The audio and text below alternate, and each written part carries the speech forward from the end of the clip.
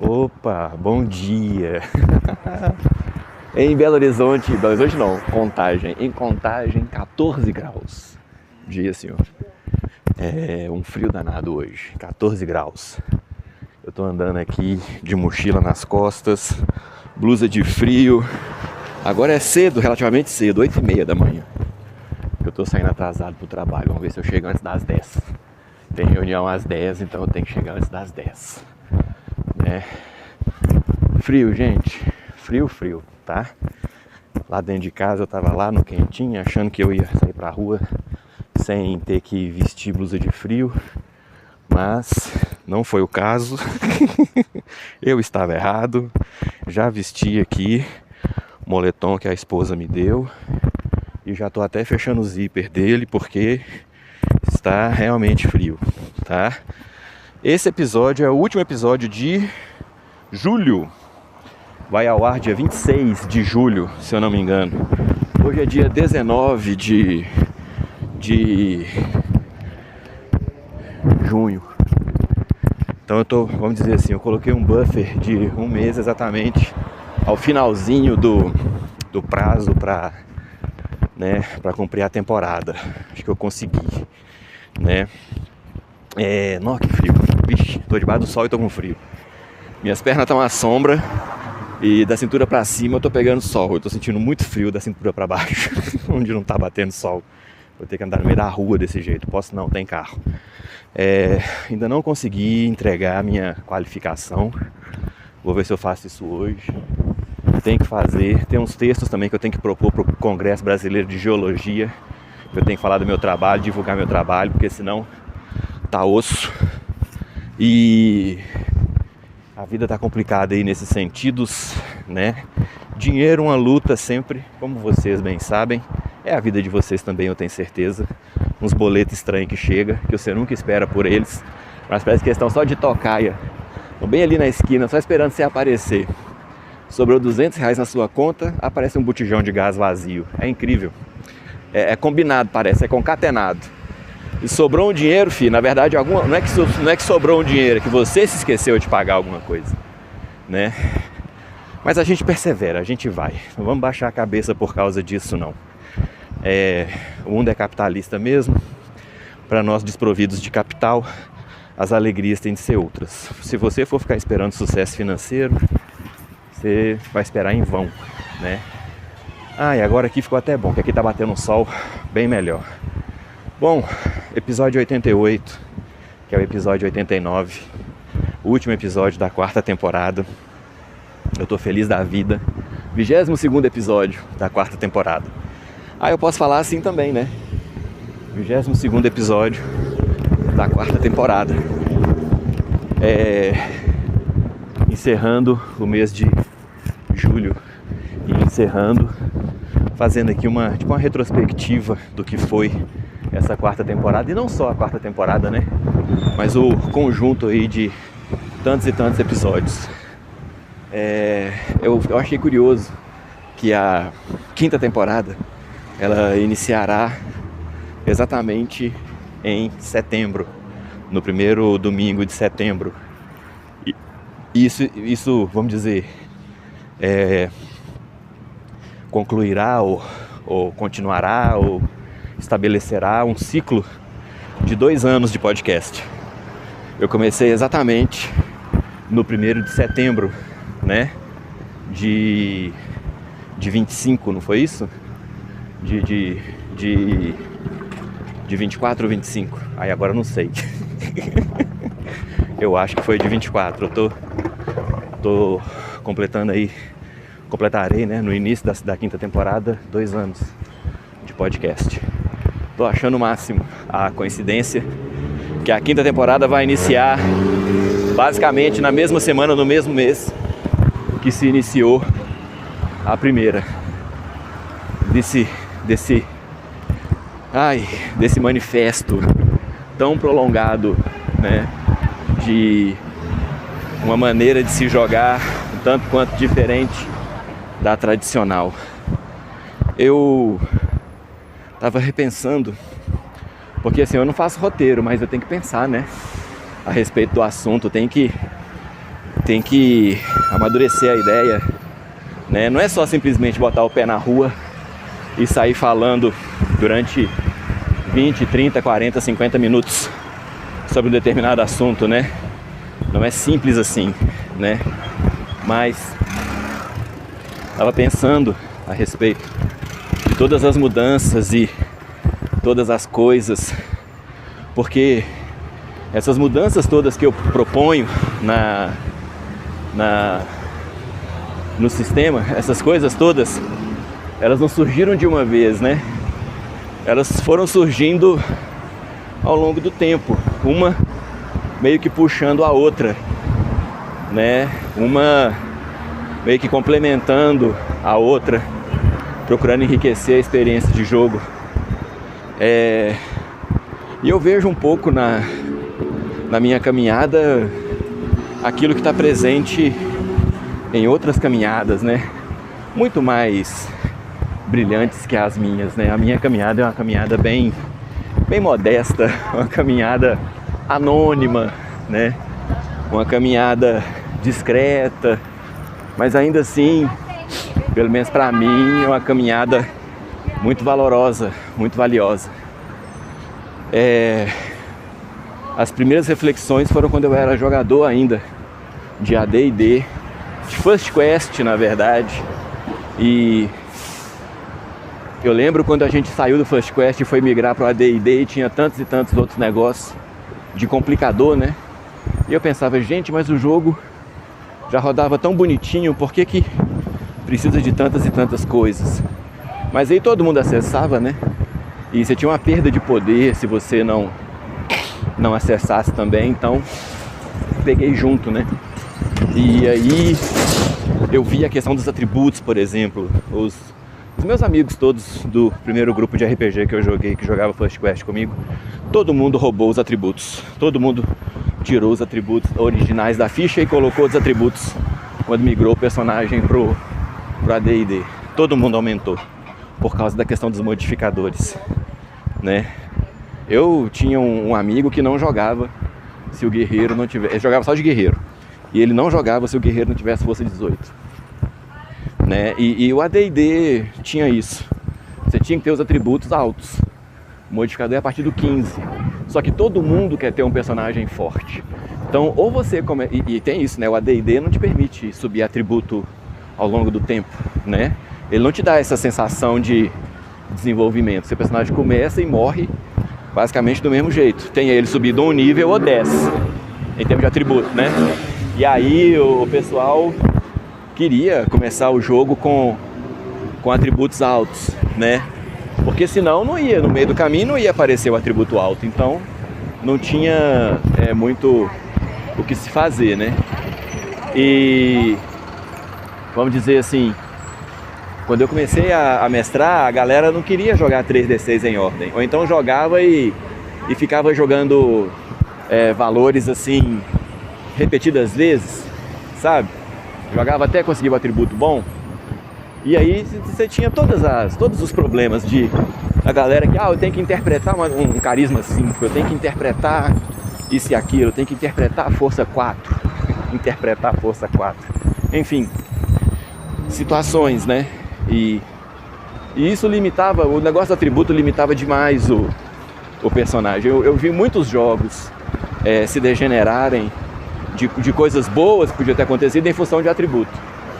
E assim, era um foco tão grande nos atributos altos, que quando seu personagem aparecia com um atributo mediano, mago de força 8, por exemplo, aquilo virava uma questão, sabe?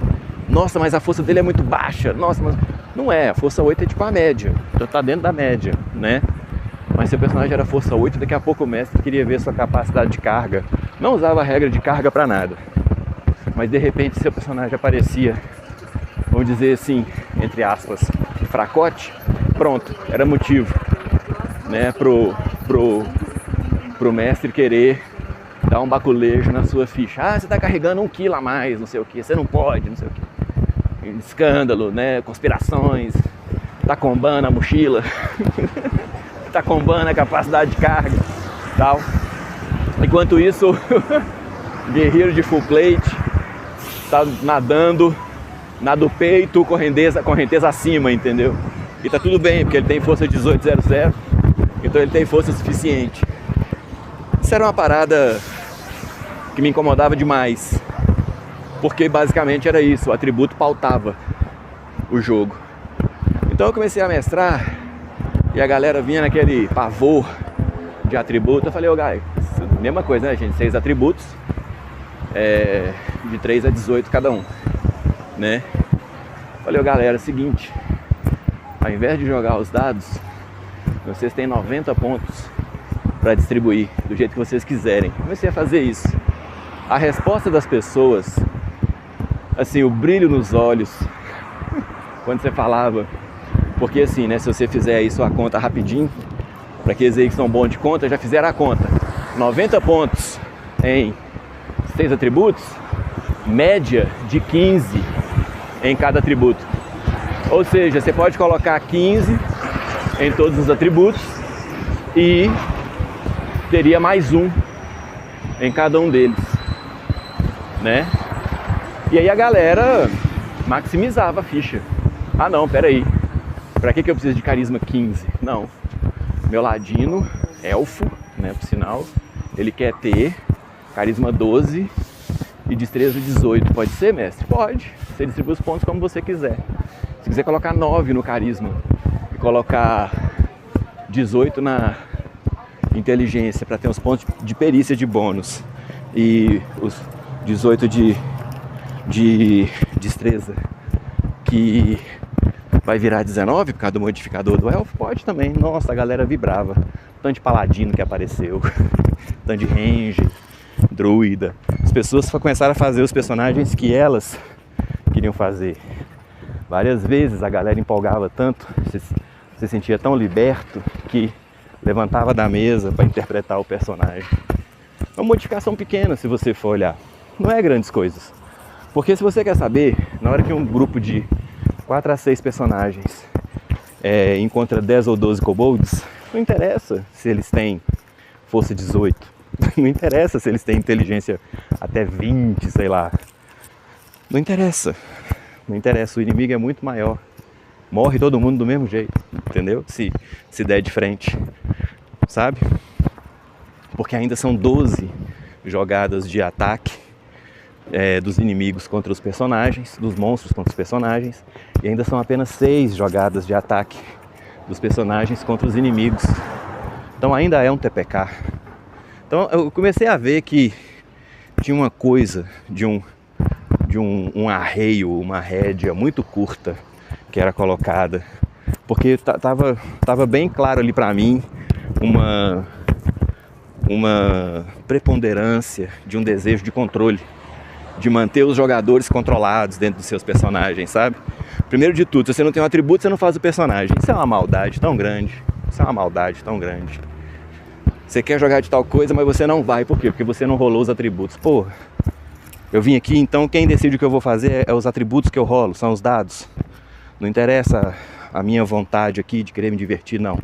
Você tem que jogar com os dados que você jogou. É cruel, né? E aí eu vi o pessoal fazendo personagens diferentes, interpretando com mais afinco, mais interessado nos tesouros, porque não, meu personagem já é maravilhoso, isso aqui vai ficar foda se eu encontrar não sei o quê. Aí eu, tá, beleza, vamos ver se vai mesmo. E comecei a entregar essas coisas e colocar os desafios. E as coisas fluíram, o jogo foi fluindo. Então na hora que eu vi isso, eu pensei, cara, pra que rola atributo? Pra quê que de fato você rola um atributo? Por que você não pode simplesmente escolher o que você quer fazer e arcar com as consequências da sua escolha? Tipo, de maneira legítima mesmo, né? Aí quando eu fui criar o sistema, eu falei, cara, não precisa nem rolar atributo. Você tem basicamente mais 6, que é a mesma história de 90 pontos no AD&D. Você tem basicamente mais 6 de bônus nos atributos. Nem me interessa o valor do seu atributo. E você pode colocar no máximo mais 3 em um deles e distribuir da maneira como você quiser. E você não vai ter, como é que fala? Você não vai ter penalidade. E aí depois tem uma regra, se o cara quiser penalidade, não sei o que, mas enfim. Se você quiser, você faz. Se você não quiser, não tem problema. Isso é libertador. Isso faz com que os jogadores interpretem os personagens que eles sempre quiserem interpretar. Isso é muito bom, isso foi uma coisa muito boa. A coisa da Constituição, por exemplo, do atributo Constituição, foi assim, uma outra coisa que eu pensei, tipo, o que é a Constituição, né? O que é? É o vigor físico, é a sorte, é isso, é aquilo e tudo. E porque a Constituição tem um lance do modificador de ponto de vida. E o que é ponto de vida? Ponto de vida é uma abstração grande dentro do sistema de regras. É uma abstração dentro de uma abstração dentro de uma abstração. É tipo a terceira derivada de uma equação diferencial, entendeu? É um negócio meio assim. Tomou quanto de dano? Tomou 10 de dano.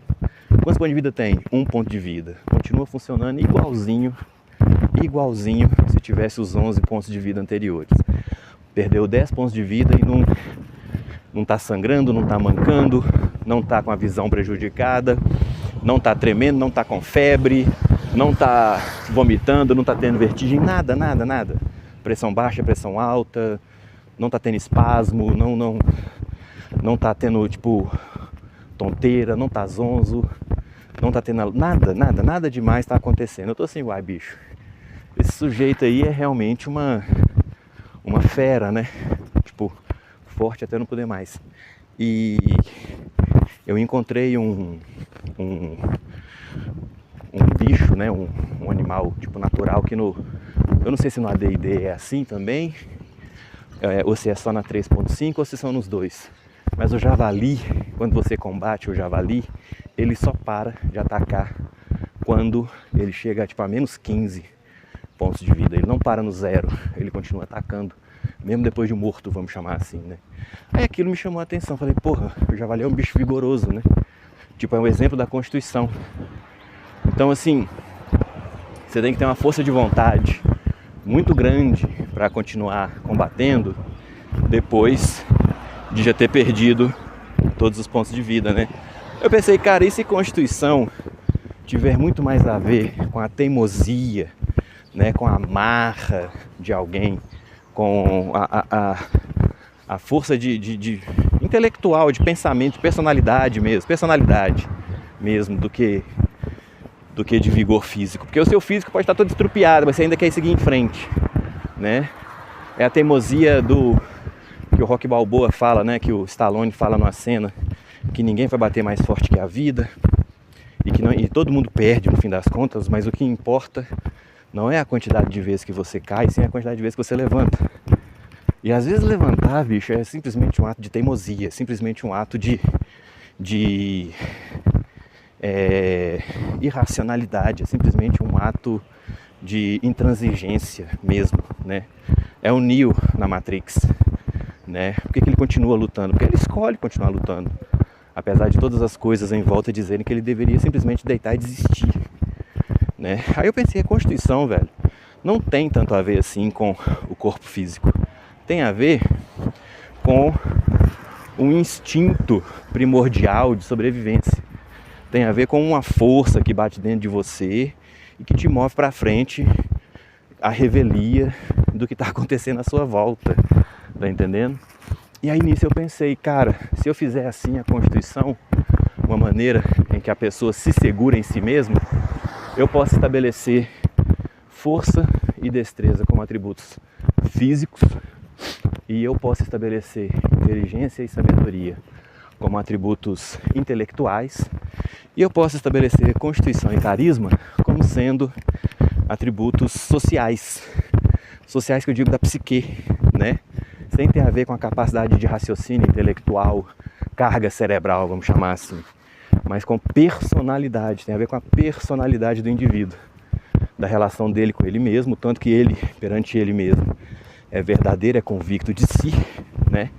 É a constituição, e o carisma é a maneira como ele se relaciona com outras pessoas, ou como outras pessoas se relacionam com ele ou ela, viu, gente? Tanto faz aí o pronome, ou elos, ou sei lá o que. Eu realmente não estou por dentro, desculpa. Ainda tem um delay de 1 mês daqui até onde for lançado o podcast, então eu realmente não sei mesmo, tá? E disso tudo, eu eu fui percebendo que dava para poder reorganizar o jogo, né? E aí deixei, e flui melhor. Isso é que é o importante no fim das contas. Você não precisa rolar 3D6 em ordem 8 vezes para achar um personagem que te agrada. Você já cria o personagem que te agrada. Você já parte com ele debaixo do braço. Entendeu? Você já vai interpretar aquilo ali. Você já vai rolar os dados dentro daquele modificador. Tem gente que joga o RPG só para rolar os dados, não tem nada errado com isso. Não tem nenhum problema. Eu acho bem melhor que as pessoas rolem dados em jogos de RPG, ao invés de ficar rolando dados com o jogo do Tigrinho, por exemplo, que é um negócio que está aí viciando a nossa sociedade, as tais das bets, né? Roubando dinheiro da população, basicamente. Eu sou muito mais você vir rolar dado no jogo de RPG, onde você não vai perder um centavo fazendo isso, do que você entrar nas cirandas aí de pirâmide financeira, uma galera que está roubando, inclusive, dinheiro de auxílio, né? Até dinheiro de Bolsa Família está entrando. É incrível um negócio desse. Um absurdo um negócio desse. Então a pessoa que quer jogar dado, velho, jogando RPG, joga, meu filho. Joga, por favor, porque podia estar bem pior do que sentado numa mesa jogando dado e brincando de ser um elfo, sabe? Então isso me ajudou muito, sabe, na construção do sistema. E a outra coisa que me pegava muito, e ainda me pega, essas coisas todas me pegam muito, viu, gente, né? Quando eu penso sobre RPG, quando eu penso no como é que eu falo? No marca-passo que a galera colocou ao longo dos anos em torno da experiência de jogo, né? E aí, pô, mexi no atributo, mexi na maneira como crio os atributos, mexi no que os atributos representam, aí depois eu olhei para o nível, progressão de nível. E aí eu vi um negócio, eu olho e fico, gente, pra que isso aqui?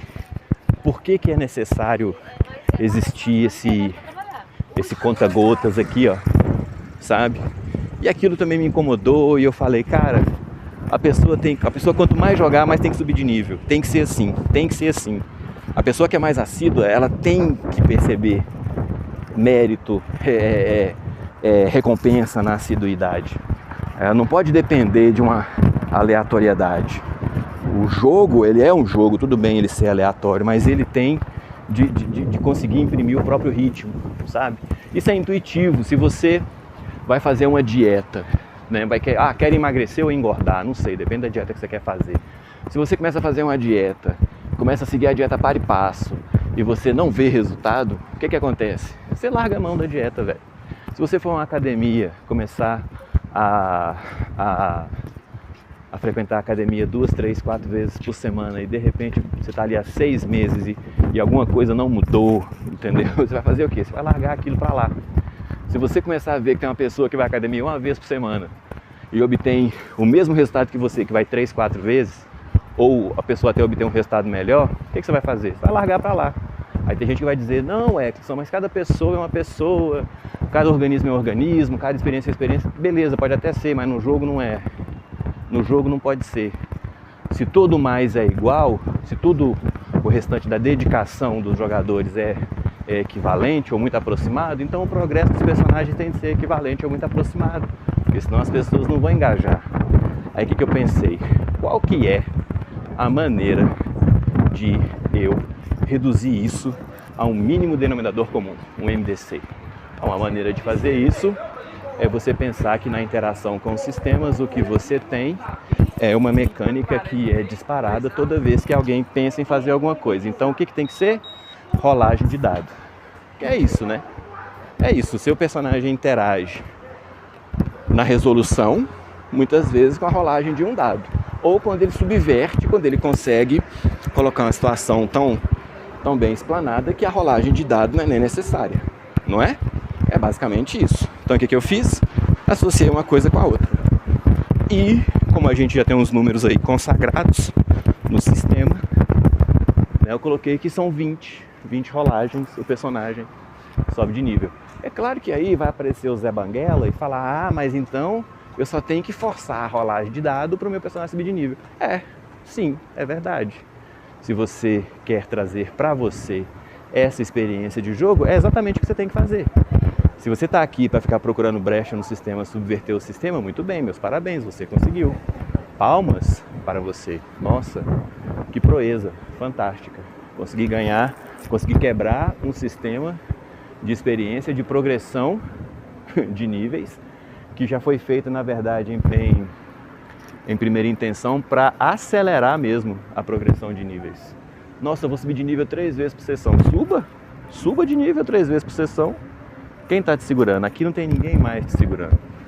Aí, nisso, você coloca o jogador para correr atrás do que ele quer para o personagem de maneira muito mais livre, sabe? Se o mestre achar que não está legal, se os jogadores acharem que não está legal, se alguém achar que está muito acelerado, se alguém achar que está muito devagar, se alguém quiser mudar, é só mudar. Os outros sistemas todos estão aí, mas a alternativa existe. Então, a partir desse momento, vamos dizer, em que eu escrever isso aqui e publicar, está dito o negócio, está dito, está feito, está demonstrado, está exposto. A alternativa está escrita, você poderá usar quando você quiser e quando você bem entender. É diferente de quando não havia alternativa. É diferente dos papos que você vê da galera enterrando tesouro nos ermos para poder levar de pouco em pouco para a cidade, para poder garantir que vai ganhar XP, entendeu? Parar de ficar jogando metajogo. É um negócio que me irrita, o tal do metajogo. Me irrita, porque se você está jogando metajogo, você não está jogando o jogo. Você está tão atento às regras, você está tão absorto, né, pelo sistema de regras, que você não enxerga mais o jogo à sua frente, você só enxerga os números.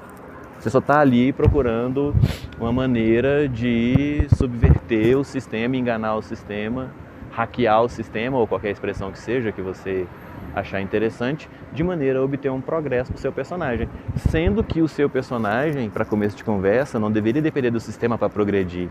Ele deveria depender da sua interação dentro de jogo com o mundo de jogo, com a aventura, que é, na verdade, isso que você está de fato fazendo. Você não interage com o sistema de regras, você só interage de fato com o jogo. E o jogo não é o sistema de regras, tanto é que existe 1 milhão de sistemas de regras diferentes. Todos eles para quê? Para a mesma experiência de jogo, para experiências de jogo muito parecidas, com algumas temáticas diferentes, né? É mais ou menos igual ao cinema, é tudo filme. Tudo tem diretor, tudo tem roteiro, tudo tem atores e atrizes, tudo tem contra-regra, iluminação, continuidade, fotografia, efeitos especiais, né? Cenas melhores e piores, mas é tudo filme no fim das contas. São filmes, né? As regras de confecção, vamos chamar assim, de um e de outro, variam um pouco, mas o produto final é basicamente o mesmo, né? Então, não adianta você ter um diretor bacana, um roteiro bacana. Se a história que está sendo contada ali não for legal, ninguém vai querer ver aquele filme. Mesma coisa o jogador. O jogador não vai querer voltar, ou jogadora, né? Não vai querer voltar para jogar um jogo que, de fato, não seja tão interessante assim para ele e para o personagem que ele quer interpretar. Ele vai procurar outra coisa para fazer. Não interessa que o sistema de regras é bom, é bacana e etc. Se o jogo não for engajante, as pessoas não voltam, pura e simplesmente.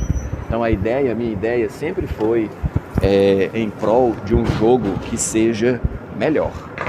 Um jogo que seja mais engajante, um jogo que seja mais interessante, mais atrativo, né, mais gostoso ali, aquela experiência que você, isso aqui é massa, quero muito jogar isso aqui.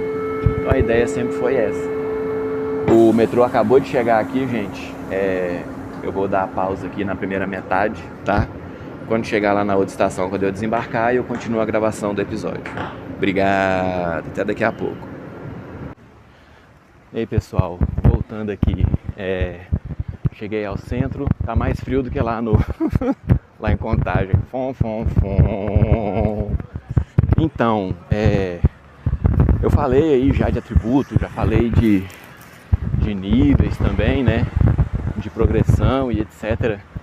E as outras questões que vêm à baila tem a ver com, vamos dizer assim, o foco do jogo nos personagens.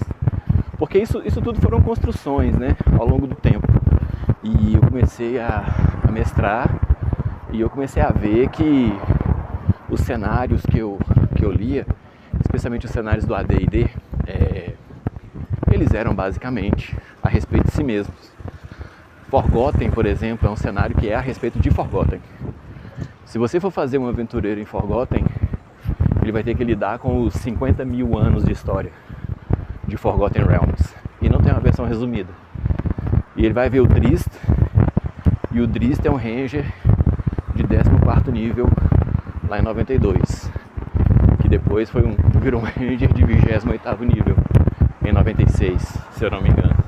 Tem o Elminster, tem as Seven Sisters, a Storm Silverhand, tem Symbol, tem, enfim, seu personagem entra para ser peãozinho de uma galera muito mais poderosa e muito mais influente. Então é como se você aceitasse a proposta do Pink Floyd naquela música Wish You Were Here, né? How I Wish You Were Here, né? Como eu gostaria que você estivesse aqui. Que é aquela que você fala você aceitaria um papel passageiro numa guerra? A walk on path in a war? Ou em troca de um papel principal numa gaiola, né? Como é que é? Eu esqueci o verso exatamente, né? So you think you can tell heaven from hell, blue skies from pain. Aí ele fala, did they get you to trade your heroes for ghosts, or ashes for trees, or air for a cool breeze, cold and comfort for change, né? Would you exchange a walk on path in a war for a leading role in a cage, né? Você trocaria um papel passageiro, a walk on path in a war, um papel improvisado numa guerra, por um papel principal numa gaiola, né?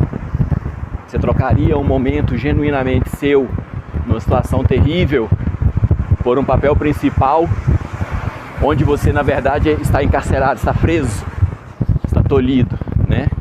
Muitas vezes eu jogava e eu sentia que eu tinha feito essa escolha, que ao invés de ser eu mesmo, um mundo de fantasia, né, gente? Ao invés de estar interpretando o personagem que eu queria interpretar numa situação difícil, eu estava interpretando um protagonista que era aquilo que o jogo queria que ele fosse e não o que eu queria que ele fosse. Então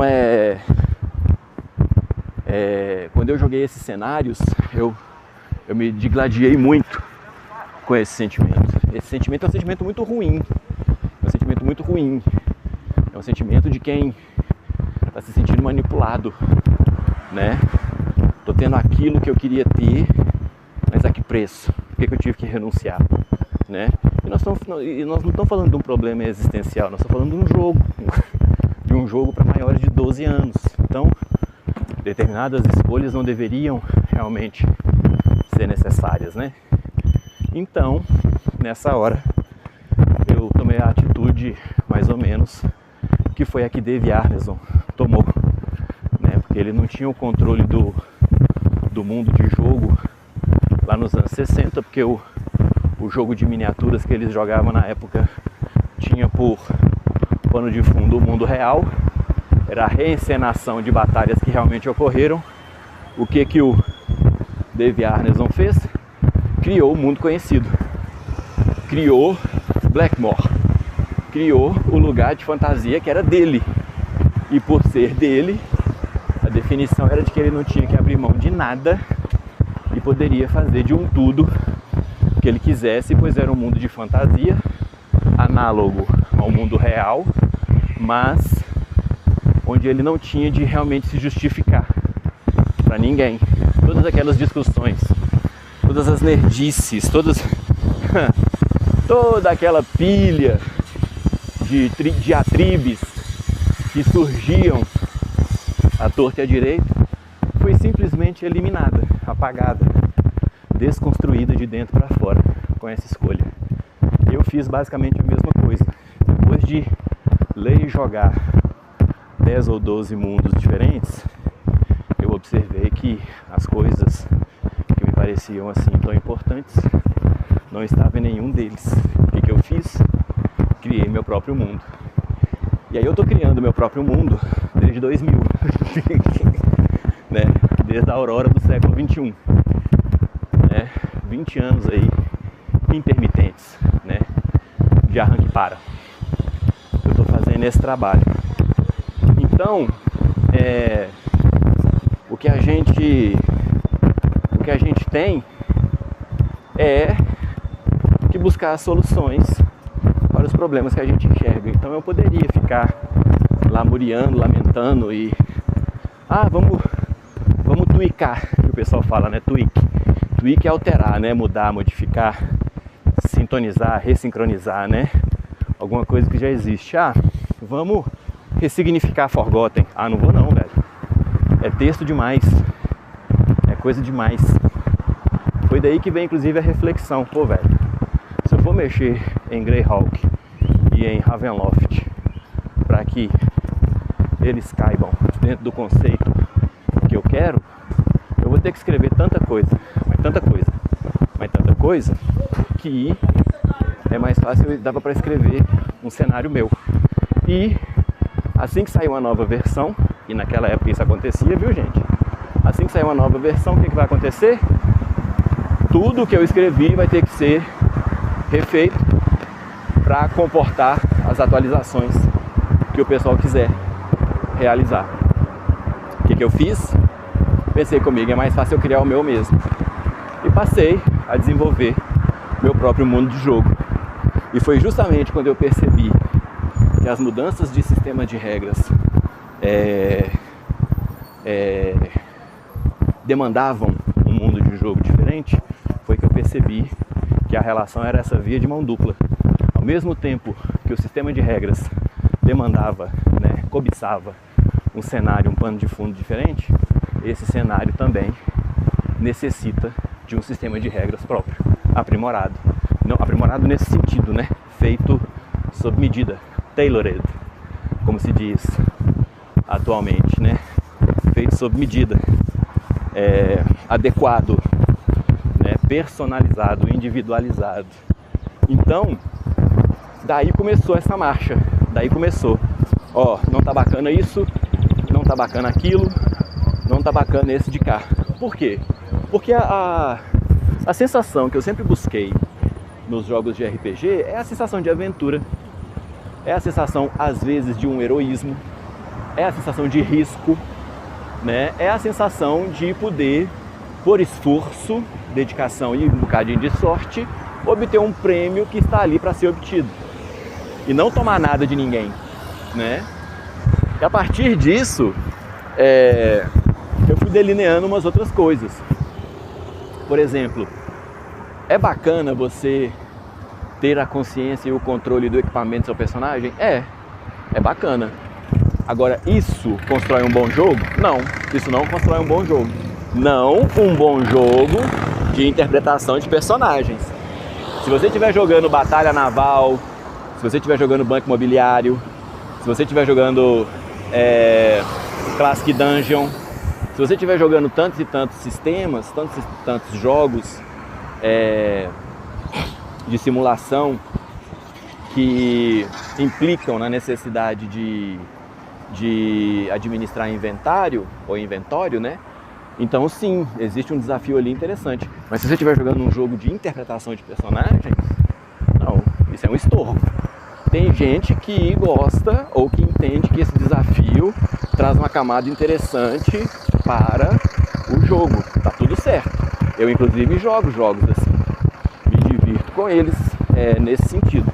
Mas o que estava descortinando da proposta que eu estava delineando não era nessa direção, era na direção oposta. Então assim, você faz um controle de inventário, você faz um controle de inventário, mas o controle que você quer fazer mesmo não é esse. Muitas vezes a gente, pelo menos não no meu modo de ver, muitas vezes a gente está por exemplo, o lance do relógio, né? Muitas vezes a gente está olhando um relógio, não é para saber que horas são, mas sim quanto tempo falta, né? Tem meia hora para poder começar a reunião, para a qual inclusive eu estou atrasado. tem daqui uma hora eu tenho que estar para embarcar. Daqui tanto tempo, isso e aquilo. E aí quando você transporta esse raciocínio, e a gente faz isso para muita coisa, a gente não faz isso só para as horas, né? Quando você transporta esse raciocínio para dentro do jogo, você gera meio que uma ansiedade, né? Dá meio que uns gatilhos assim, né? Eu só tenho mais tanto de água, então tem que ficar esperto. Eu tô chegando na metade dos meus recursos, então já tenho que voltar embora, porque o tanto que eu gastei na vinda vai ser o tanto que eu vou gastar na volta. E aí você gera uma apreensão, né? E esses estudos assim de logística, de administração de recursos não são bem o que eu acho mais interessante no jogo, né? E assim, nessa hora eu fui ver isso, eu não tô sozinho, porque a gente tem esses jogos de computador que pegam a simulação desses jogos de RPG, né? E a série que tipo, é premiada e até teve uma continuação aí recentemente, é a série Baldur's Gate. E qual que era o entrave do Baldur's Gate? Pelo menos as experiências que eu tive enquanto eu joguei, do Baldur's Gate 1, do 2, eu não sei o 3 que eu não joguei o 3, mas das expansões e tudo mais, era o inventário. Tanto é que no 2, o item que não podia faltar de jeito nenhum era a bolsa de espaço infinito, que você coloca ela no inventário e ela amplia seu inventário. Aí não é infinitamente, tá, gente? Tem como você encher a bolsa de espaço infinito, mas é bastante, é espaço para muita coisa, né? Então assim, a gente tem vamos dizer, às vezes uma questão com o sistema, e para não virar o chato do rolê, a gente não comenta a respeito. Mas aí quando veio o Baldur's Gate expansão Throne of Baal, Baldur's Gate 2 expansão Throne of Baal, o que aconteceu? Eles colocaram outros itens para poder otimizar o uso do inventário. Então, por exemplo, bolsa de poções, saco de munições, né? Caixa de pergaminho. Então, você vai vendo que o desafio de organizar um inventário foi sendo reduzido, né? De maneira que as pessoas viram também que aquela parte do jogo não era interessante. Aí tem gente que fala, Exxon, mas é um jogo de videogame, não é RPG, não é RPG mesmo. Então tem que ser mais dinâmico e tudo, tem que ser mais dinâmico. Mas se você pensar, o tempo que você gasta otimizando inventário num jogo de videogame é muito mais rápido, por complexo que seja, é muito mais rápido do que o tempo que você gasta no mundo real. Essa briga, vamos dizer assim, é muito maior aqui fora do que dentro do computador. E se lá é problemático, imagina aqui. E eu tenho jogado esses jogos desde sempre. O jogo de administrar inventário, carga, capacidade de carga, munição, provisões, alcance de luz e som, e tempo e movimento. Eu vejo isso já tem 20, 25 anos. E eu não vi as otimizações, por exemplo, que eu vi no jogo de videogame. A minha conclusão óbvia é que as pessoas que estão interagindo mais com esse desafio gostam de interagir com esse desafio. Talvez gostem muito, talvez não queiram. O pessoal não respeita uma faixa de pedestre, é incrível. Incrível. Talvez essas pessoas não queiram abrir mão desse desafio, porque eu ainda estou para ver a caixa de poções que otimiza o uso de poções, o alforge de munições que otimiza o peso, a carga das munições, o estojo de pergaminhos que otimiza carregar livre, etc e tal. Não vi chegar ainda, sabe? E assim, é claro que são abstrações, é claro que são abstrações. E aí, no entanto, essas aventuras, essas mesas estão sempre aí contando com as bolsas de espaço infinito, os buracos portáteis, que sempre dão uma maneira, né? Nas tabelas aleatórias de tesouro, sempre encontram um jeito aqui e ali de aparecer. Ali pelo terceiro, quarto nível, né? Porque ninguém mais aguenta jogar esse jogo. Então eu tirei um pouco o foco disso. Não é que eu sumi com isso, mas se você tirar simplesmente o detalhamento de algo que está te perturbando, muito provavelmente a perturbação vai sumir ou se atenuará de tal forma que se tornará ali alguma coisa menor que, se te incomodar ainda, não vai te incomodar tanto. Foi o que eu fiz. Então equipamento e carga são coisas que pode chegar ao ponto de alguém atingir o limite? Pode, mas não é o centro do jogo, não é o controle disso que vai movimentar a aventura para frente ou para trás. Deixa eu pausar aqui um pouquinho, gente, eu vou ter que fazer uma determinada coisa. Bom, continuando. Foi daí que surgiu esse grande vazio, vamos dizer assim, né? Porque se a gente fizer um diagrama, a gente percebe o que tem dentro do jogo. E aí você pode tirar coisas, mas você não pode deixar o espaço vazio, você tem que substituir. Porque o vazio não propõe jogo também, né? Então nessa hora foi que eu pensei em colocar o enriquecimento do cenário, porque uma coisa alimenta a outra. O cenário mais propositivo, o cenário que engaja os personagens e os mantenha ocupados, vamos dizer assim, entre aspas, né, o tempo todo, é o cenário que o pessoal vai, vamos dizer assim, sentir mais à vontade, ou sentir inclusive demandado, sentir mais, que faz sentido mesmo, né, criar, interagir, propor, desenvolver, engajar, continuar, perseverar e etc. Então, a partir da retirada de determinadas coisas, por exemplo, o lance de guerreiro não fazer jogada de ataque, ixi Maria, pra que isso? Nossa senhora. Ou tem um pessoal muito doido dirigindo em Belo Horizonte, cara. Tem uma galera que tá procurando um acidente. Não é possível um negócio desse. Acabei de ver um cara fazer um negócio aqui com o carro, num cruzamento aqui da Afonso Pena com a Brasil, que misericórdia. Pra que alguém dirige desse jeito? Dá medo, velho. O podcast é massa gravar o podcast, sabe? Mas você passa umas coisas, você passa umas situações que é foda, porque a galera não respeita pedestre. E você no fone de ouvido falando ainda por cima, tipo, sei lá, tem um pessoal que se incomoda. Tem um pessoal que, sei lá, olha pra você e fala, pô, ele tá se divertindo a pé. Eu tô aqui dentro do meu Audi, eu tô aqui dentro da minha BMW, né? E tô aqui toda atarantada, aquele maluco cabeludo tá lá andando e se divertindo e falando pra caralho, e rindo e gesticulando no meio da rua como se fosse um doido. Tem um trem errado, deixa eu ir lá e dar um susto nele. Tem uma galera que pensa assim, só pode, que não faz sentido não. Não tem jeito não. E aí você, tipo, sexta-feira hoje, né? Dia do Jogo do Brasil, as pessoas deviam estar num clima, em tese, né, mais festivo, mais acolhedor, não.